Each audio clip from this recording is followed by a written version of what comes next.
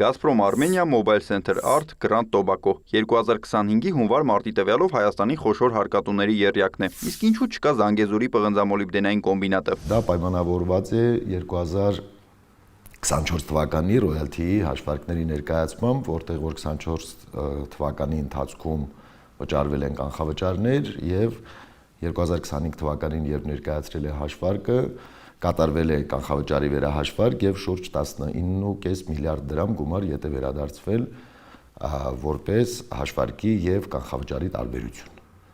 Այդ իսկ պատճառով չի հայտնվել ցուցակում, բայց դա ամենևին չի նշանակում, որ կոմբինատը չի աշխատում կամ հարկերը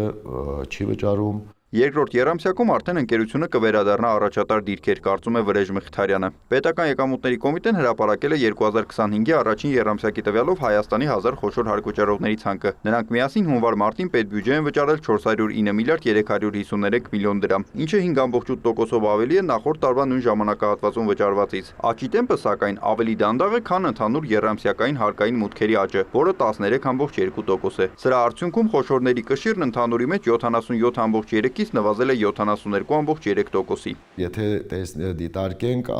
կշռով 38.6%-ը հավաքագրված գումարների 1000 խոշոր հարկվճարողներում բաժին է ընկնում մեծածախ մանրածախ առևտրին, իսկ 15.5%-ը մշակող արդյունաբերությանը։ Երրորդ հորիզոնականում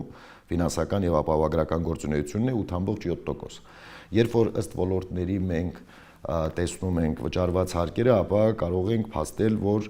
դինամիկ տնտեսությունը աճում է եւ ունի աճման միտում։ Եթե նախորդ տարվա հունվար-մարտին խոշորների ցանկում հայտնվելու համար ընկերությունը պետք է առնվազն 69 միլիոն 327 հազար դրամ հարկ ու տուրք վճարած լիներ, ապա ընթացիկ տարվա առաջին եռամսյակում 1000-րդ տեղը զբաղեցնելու համար անհրաժեշտ էր վճարել 78 միլիոն 660 հազար դրամ։ Հիմնականում տեխնիկա եւ տեխնոլոգիա արտահանող ընկերությունները ունեին լուրջ դերակատարում այս ցանկի մեջ, հիմա նրանց դերը նվազել է, որը նշանակում է, որ այս աճը պայմանավորված չէ, այնքան էլ պայմանավորված չէ վերարտահանմամբ։ Ցանկում հայտնված ընկերություններից 625-ը 100-ից 500 միլիոն դրամ է վճարել բյուջե, 218-ը մինչև 100 միլիոն, 85 ընկերություն վճարել է 500 միլիոնից մինչև 1 միլիարդ դրամ, 69 ընկերություն 1-ից 10 միլիարդ, իսկ 10 եւ ավելի միլիարդ վճարել է 3 ընկերություն։ Շուրջ 250 նոր հարկ վճարողներ ունենք, որոնք նախկինում ընդգրկված չեն եղել խոշոր հարկվճարողների ցուցակում եւ այդ 250 ընկերությունը վճարել է